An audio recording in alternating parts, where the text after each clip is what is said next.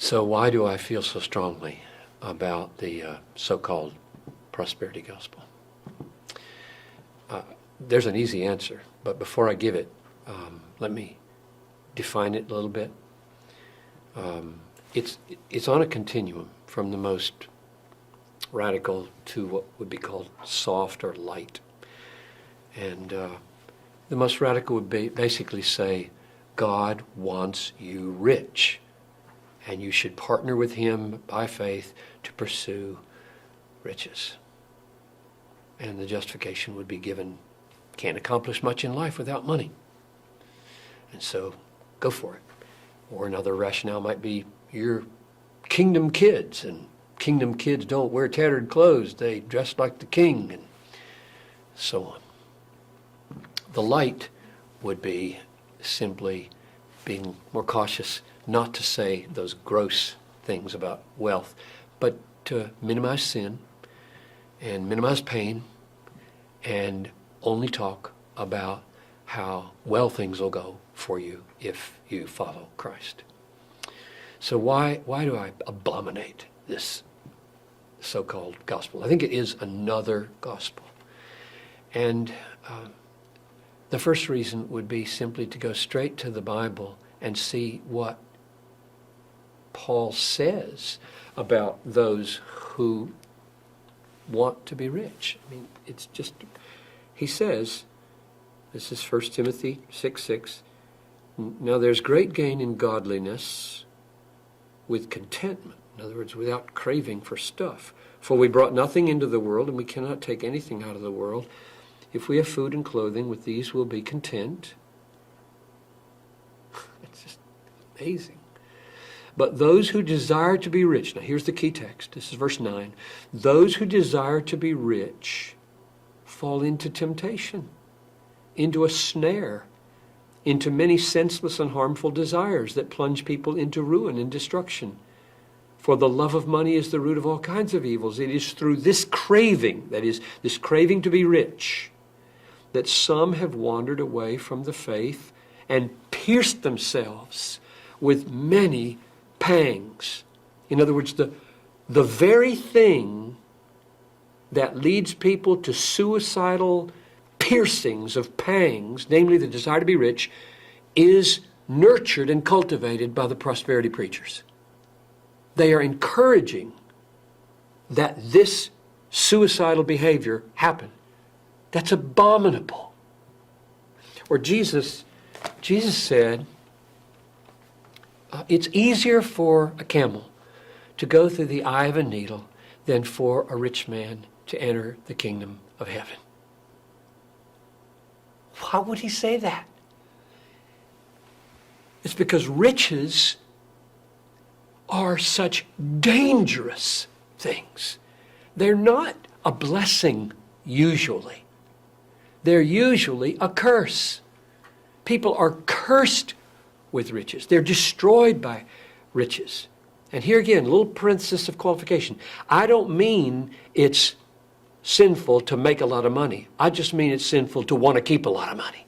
And it's suicidal to want to keep a lot of money. Bigger barns and bigger cars and bigger houses and bigger portfolios and finer clothes, and everything is growing with your income so that your conscience is getting harder and harder, because if you're a Christian at this point, your conscience is having to say, it's okay, it's okay.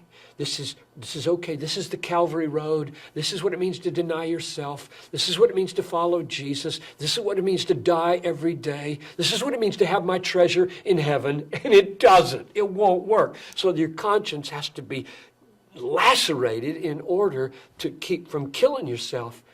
And so Jesus says it's hard for a rich man to get into the kingdom of heaven. Paul says those who desire to be rich fall into temptation and pierce themselves with many pangs. And along comes a prosperity preacher who says, yes, the Lord really wants you to be rich. We should pursue riches. Following Jesus is the pathway to riches. Riches are the sign of God's blessing.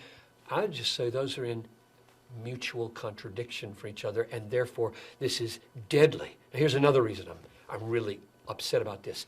These prosperity preachers don't just talk to Americans who are already fairly well off and try to help them, become a little more rich. They get on their jets, their personal jets, and they fly to Africa or the Philippines.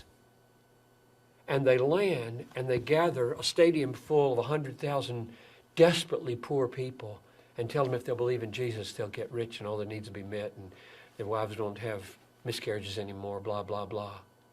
Then they get in their jet with their pockets full and go home. That's wicked. Because the Bible is so filled with teachings that in this life, this is a momentary affliction here. This light momentary affliction is working for us an eternal weight of glory beyond all comparison. What's Paul referring to there? He's referring to a lifetime. Light and momentary corresponds to the weight of eternal glory in heaven. He means when you come to Christ, you come and die, and you can count on it. Through many tribulations, we must enter the kingdom of heaven. Normal Christianity is pain. Sorrowful, yet always rejoicing, is the pattern. Prosperity preachers do not prepare new converts in third world countries to endure the realities of what it will cost them to be a Christian. Here's another reason. There are 1,568 or so, as we talk, people groups in the world out of 13,000 that don't even have missionaries engaging them, and therefore everybody in them is without hope.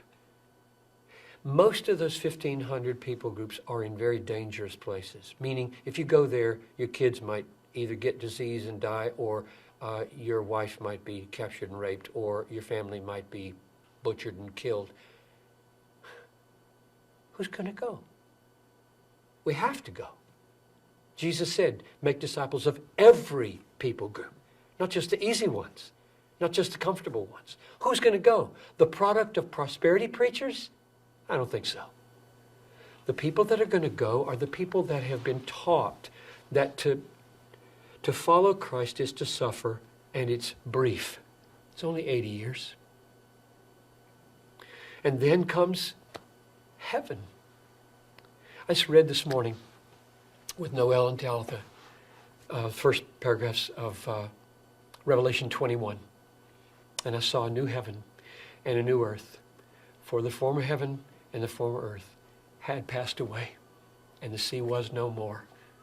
And I saw the new Jerusalem coming down like a bride prepared for her husband. And he will dwell with us, and we will be his people, and he will be our God.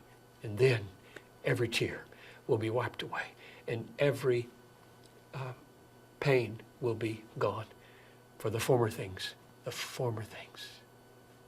passed away. That's coming.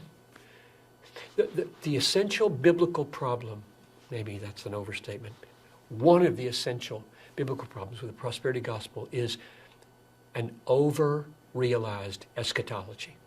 Meaning the things that are promised gloriously for us. We're all going to be rich. We're going to own the world. We're going to judge angels.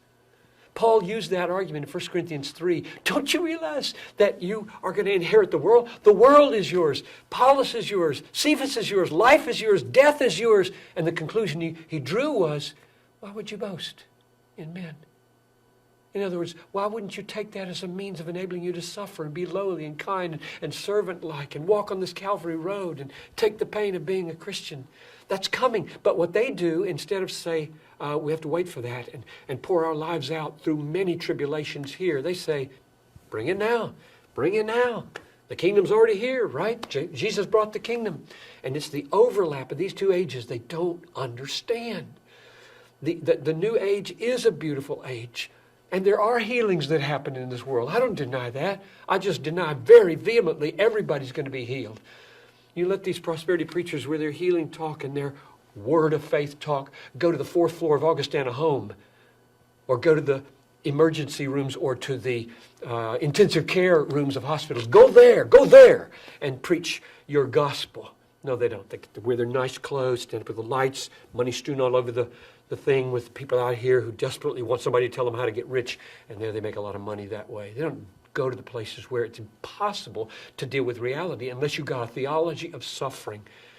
And so for all those reasons and more, It's a tragic thing that one of our greatest exports of America is the prosperity gospel. People are being destroyed by it. Christians are being weakened by it. God is being dishonored by it, and souls are perishing because of it. And a lot of guys are getting rich on it.